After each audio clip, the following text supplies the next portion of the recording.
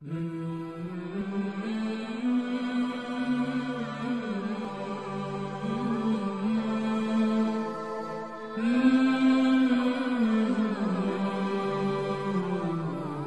6 شوال 716 ہجری کی ایک سیاہ رات میں سلطان علاؤالدین خلجی کی زندگی کا چراغ بجھ گیا۔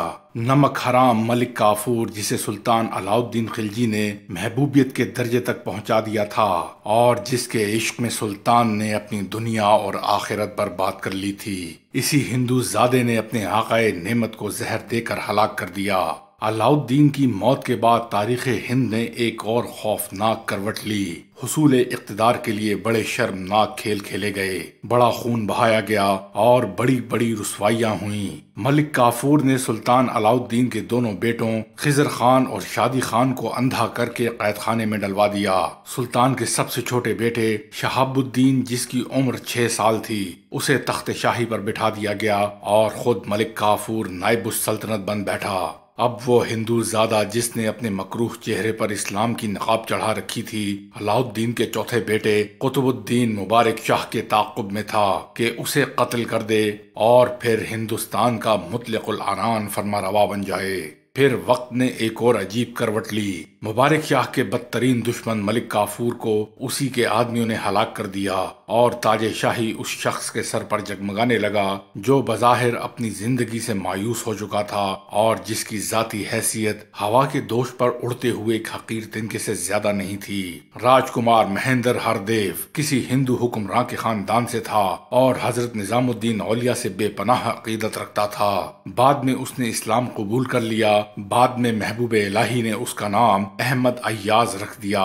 یہی مہندر ہردیو حضرت نظام الدین اولیاء کے حوالے سے پیش آنے والے واقعات کو روزانہ قلم بند کرتا تھا اور پھر یہی روزنامچہ مہندر ہردیو کی ڈائری کے نام سے مشہور ہوا۔ راجکمار نے اپنے اسی روز نامچے میں قطب الدین مبارک شاہ کے متعلق ایک عجیب واقعہ تحریر کیا ہے، جسے پڑھ کر ایک طرف حضرت محبوب اولیاء کی شان بے نیازی کا اندازہ ہوتا ہے اور دوسری طرف فرما روائے ہند کی خباثت نفسی اور ناشکر گزاری کا۔ راجکمار مہندر ہردیو لکھتا ہے کہ مبارک شاہ کو میرے پیر و مرشد سے پرانی دشمنی تھی، کیونکہ اس کے دونوں بھائی خضر خان اور شادی خان حضرت محبوب الہی کے مرید تھے۔ وہ ہر وقت اس خوف میں مبتلا رہتا تھا کہ کہیں حضرت نظام الدین اولیاء اس کے درباری امیروں اور فوج کے سپاہیوں کو بغاوت پر آمادہ نہ کر دیں۔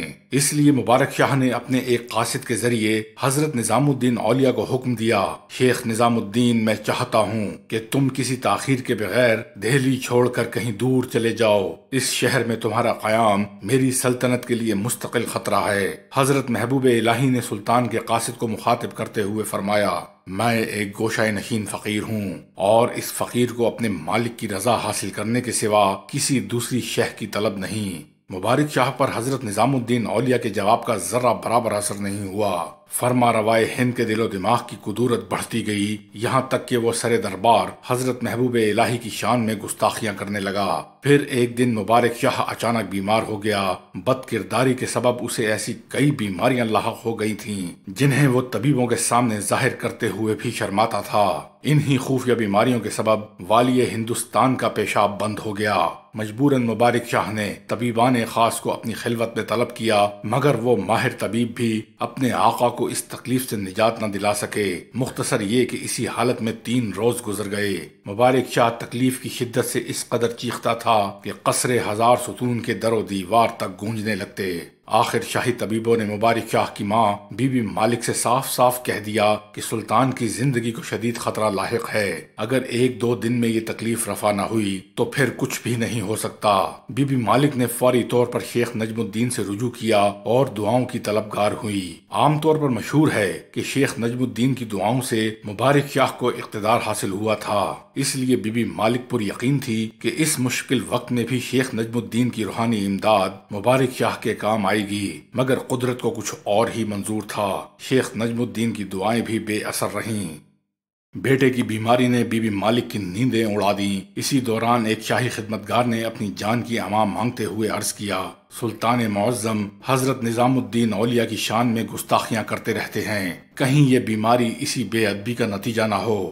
بی بی مالک ایک خدا ترس عورت تھی۔ خدمتگار کی زبان سے یہ انکشاف سنتے ہی وہ قطب الدین مبارک شاہ کے پاس پہنچی اور بیٹے سے کہنے لگی، مجھے معلوم ہوا ہے کہ شیخ نظام الدین کے ساتھ تیرا رویہ گستاخانہ ہے اور اسی وجہ سے تجھے اس موذی مرض نے آ گھیرا ہے۔ اگر تو اپنی سلامتی چاہتا ہے تو ان سے معافی مانگ لے اور اپنی صحت کے لیے دعا کی درخواست کر۔ اگرچہ قطب الدین مبارک شاہ ماہی بے آب کی طرح تڑپ رہا تھا، لیکن اس عالم میں بھی اس کا دل حضرت نظام الدین اولیاء کی طرف سے صاف نہیں تھا۔ غضبناک لہجے میں کہنے لگا، میں ان فقیروں کو نہیں مانتا، یہ سب کے سب دنیا دار اور دکاندار لوگ ہیں۔ میری بیماری کا تعلق شیخ نظام الدین کی بد دعا سے نہیں ہے۔ بی بی مالک نے مبارک شاہ کو بہت سمجھایا، مگر بدبختی نے اس کے ہوش و حواس چھین لیے تھے۔ آخر ایک غمزدہ ماں بیٹے کی محبت سے مجبور ہو کر خود ہی حضرت نظام الدین اولیاء کی بارگاہ جلال میں حاضر ہوئی۔ حضرت محبوب الہی نے ملکہ ہند کی آمد کو بڑی حیرت سے دیکھا، مگر اپنی ناپسندیدگی کا اظہار نہیں فرمایا۔ میرا بیٹا ایک نہایت تکلیف دہ بیماری میں مبتلا ہے، آپ اس کی صحت کے لیے دعا فرمائیں۔ بی بی مالک نے رقت آمیز لہجے میں عرض کیا۔ حضرت نظام الدین اولیاء خاموش رہے۔ سلطان ایک نادان بچہ ہے اور آپ ایک سن رسیدہ بزرگ ہیں۔ ملکہ ہند نے دوبارہ عرض کیا، مبارک شاہ کی شوخیوں کا خیال نہ کیجیے اور اسے معاف فرما دیجیے۔ حضرت نظام الدین اولیاء نے اس بار بھی سکوت اختیار کیا۔ پھر جب بی بی مالک بہت زیادہ بے قرار نظر آنے لگی تو آپ نے پرجلال لہجے میں فرمایا، میں جب تک اس کی خطا معاف نہیں کروں گا، جب تک وہ چیز ختم نہ ہو جائے جس کے باعث اس سے بار بار خطائیں سرزد ہوتی ہیں۔ میں شیخ کی گفتگو کا مفہوم نہیں سمجھی۔ ملکہ ہند نے حیرت زدہ لہجے میں عرض کیا، آخر وہ کون سی چیز ہے جس کا آپ خاتمہ چاہتے ہیں؟ خاتون، آپ کے بیٹے کو اس بات کا خطرہ ہے کہ میں اس کی حکومت کے خلاف بغاوت کروں گا۔ حضرت نظام الدین اولیاء نے وضاحت کرتے ہوئے فرمایا، یہ اقتدار ہی تو ہے جو اسے مجھ سے بدگمان رکھتا ہے اور وہ بار بار گناہ عظیم کا مرتکب ہوتا ہے۔ لہذا سلطان کو چاہیے کہ وہ اپنی بادشاہت میرے حوالے کر دے، پھر اس کے سارے خوف اور اندیشے ختم ہو جائیں گے اور آئندہ اس گناہ سے محفوظ رہے گا۔ ملکہ ہند حسرت و یاس میں واپس چلی گئی اور اس نے تمام صورتحال اپنے بیٹے کے سامنے بیان کر دی۔ قطب الدین مبارک شاہ تکلیف کی شدت سے تڑپ رہا تھا۔ ماں کی بات سنتے ہی رونے لگا، آپ کو کیا معلوم کہ میں کس اذیت میں مبتلا ہوں؟ آپ شیخ نظام الدین کے پاس دوبارہ جائیں اور ان سے کہیں کہ میں نے اپنی بادشاہت انہیں دی، بس وہ میری صحت کے لیے دعا کریں۔ پہلی بار وہ مغرور حکمراں ایک درویش کے سامنے خم ہوا۔ بی بی مالک دوبارہ حضرت محبوب الہی کی خدمت میں حاضر ہوئی اور اس نے اپنے بیٹے کی درخواست پیش کی۔ جواب میں حضرت نظام الدین اولیاء نے فرمایا، میں ان زبانی باتوں کو نہیں مانتا۔ قطب الدین مبارک شاہ سے کہو کہ وہ حکومت سے دستبردار ہونے کی دستاویز لکھے، اس پر اپنی مہر ثبت کرے اور اپنے تمام امیروں اور وزراء سے تصدیق کرائے، پھر وہ دستاویز میرے پاس بھیجے۔ اس کے بعد میں تمہارے بیٹے کے حق میں دعا کروں گا۔ بی بی مالک ایک ذہین عورت تھی۔ اس نے حضرت نظام الدین اولیاء کا ارشاد گرامی سن کر عرض کیا، حضور تو تارک الدنیا ہیں، پھر حضور کو بادشاہت کی کیا ضرورت ہے؟ ملکہ ہند کی بات سن کر حضرت محبوب الہی نے فرمایا، میں دنیا کا تارک بھی ہوں اور جو لوگ اس دنیا کا غلط استعمال کرتے ہیں ان سے ان کی غلطیوں کو ترک کرانے والا بھی ہوں، اور جب تک میری یہ شرط پوری نہیں ہوگی میں اس وقت تک مبارک شاہ کے حق میں ہرگز دعا نہیں کروں گا۔ بی بی مالک ایک بار پھر قطب الدین مبارک شاہ کے پاس پہنچی اور اس نے حضرت نظام الدین اولیاء کی شرط بیان کر دی۔ کئی دن سے پیشاب بند ہونے کے سبب سلطان اس وقت جاں کنی کی حالت میں مبتلا تھا۔ جیسے ہی اس نے حضرت محبوب الہی کی شرط سنی، چیخ چیخ کر کہنے لگا، سب امیروں اور وزراء کو جمع کر لو، شیخ نظام الدین اولیاء جو چاہتے ہیں انہیں دے دو، مگر مجھے مرنے سے بچا لو۔ موت میرے سرہانے کھڑی ہے، بس وہ مجھ پر قابو چاہتی ہے۔ مبارک شاہ کی فریاد سن کر بی بی مالک نے اسی وقت سلطنت ہند کے تمام بڑے منصبداروں کو اسی کمرے میں طلب کر لیا جہاں اس کا بیٹا بستر پر پڑا ایڑیاں رگڑ رہا تھا۔ فوری طور پر ایک دستاویز تیار کی گئی جس کی عبارت حسب ذیل تھی، میں سلطان قطب الدین مبارک شاہ سلطان علاء الدین خلجی مرحوم با رضا و رغبت اپنے تمام تر اختیارات شیخ نظام الدین اولیاء رحمت اللہ علیہ کو تفویض کرتا ہوں۔ آج سے شیخ نظام الدین بدایونی ہی اس ملک کے حکمراں ہیں اور انہی کا حکم نافذ العمل ہے۔ اس عبارت کے نیچے سلطان قطب الدین مبارک شاہ کی مہر ثبت کی گئی۔ بعد میں تمام امرائے سلطنت نے بھی دستخط کیے۔ پھر بی بی مالک انتقال اقتدار کی دستاویز لے کر حضرت نظام الدین اولیاء کی درگاہ میں پہنچیں۔ حضرت محبوب الہی کچھ دیر اس دستاویز کو ملاحظہ فرماتے رہے۔ پھر آپ نے وہ کاغذ کا ٹکڑا بی بی مالک کو واپس کرتے ہوئے فرمایا، مبارک شاہ سے کہو وہ اس دستاویز پر پیشاب کر دے، اس کی تمام تکلیف رفع ہو جائے گی انشاءاللہ۔ ملکہ ہندوستان خوشی خوشی اپنے بیٹے کے پاس پہنچی اور حضرت نظام الدین اولیاء کا ارشاد گرامی اس کے گوش گزار کر دیا۔ مبارک شاہ کسی ذبح کیے ہوئے جانور کی طرح تڑپ رہا تھا۔ اس نے فوراً ہی حضرت محبوب الہی کے حکم کے مطابق عمل کیا اور پھر وہ تکلیف چند لمحوں میں دور ہو گئی، جس نے فرما روائے ہند کو 3-4 روز سے ناقابل بیان اذیت میں مبتلا کر رکھا تھا۔ مبارک شاہ کے صحتیاب ہوتے ہی بی بی مالک نے انتہائی وارفتگی کے عالم میں کہا، بیٹے تو نے دیکھا کہ شیخ نظام الدین کیسے عظیم الشان بزرگ ہیں، اور تو نے اپنی آنکھوں سے یہ بھی دیکھا کہ وہ اقتدار کی طرف سے کیسے بے پرواہ ہیں۔ اب تجھ پر لازم ہے کہ تو ان کی خدمت میں حاضر ہو کر اپنے گناہوں سے توبہ کر اور شیخ کی خدمت میں صحت کا شکرانہ پیش کر۔ بی بی مالک کی باتیں سن کر مبارک شاہ بہت زور سے ہنسا۔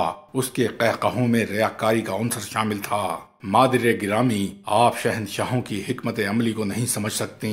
بی بی مالک نے بڑی حیرت سے اپنے بیٹے کی طرف دیکھا اور نہایت افسردہ لہجے میں کہا، مبارک شاہ، شیخ نظام الدین نے تیری تحریر کردہ دستاویز تجھے واپس کر دی اور اقتدار پرستوں کو یہ راز سمجھا دیا کہ جس حکومت پر انسان اس قدر نازا رہتا ہے اس کی کیا حیثیت ہے۔ شیخ کی کرم نوازی کے صلے میں تو احسان فراموشی کا مظاہرہ کرنا چاہتا ہے۔ قطب الدین مبارک شاہ ایک بار پھر تحقیر آمیز انداز میں ہنسا۔ مادر گرامی، جس شخص نے مجھ سے یہ فرمان لکھوایا تھا آپ اسے نہیں جانتی، وہ شخص پکا دکاندار ہے۔ اگر شیخ نظام الدین دکاندار ہوتے تو تجھے انتقال اقتدار کی دستاویز ہرگز واپس نہ کرتے۔ بی بی مالک نے ناگوار لہجے میں کہا، اگر وہ ایسا نہ کرتا تو پھر کیا کرتا؟ مبارک شاہ خلجی نہایت گستاخانہ انداز میں گفتگو کر رہا تھا۔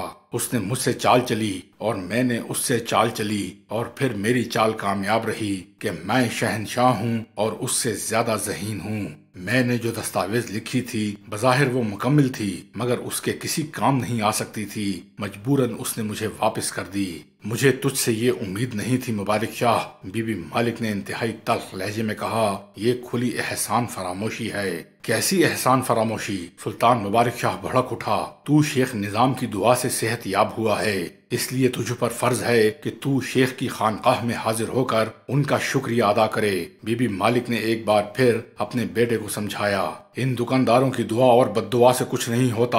مبارک شاہ نے درویشوں کا مذاق اڑاتے ہوئے کہا، یہ تو دواؤں کی تاثیر ہے کہ جن کی وجہ سے میں نے اس تکلیف دہ مرض سے نجات حاصل کی۔ بی بی مالک اپنے بیٹے کی اصلاح سے مایوس ہو چکی تھی، پھر بھی اس نے اتمام حجت کے طور پر کہا، میرے نادان بیٹے، بس تو ہی خاندان خلجی کی ایک نشانی رہ گیا ہے۔ تو نے تمام بھائیوں کو مار ڈالا، اب تو اپنے حال پر رحم کر۔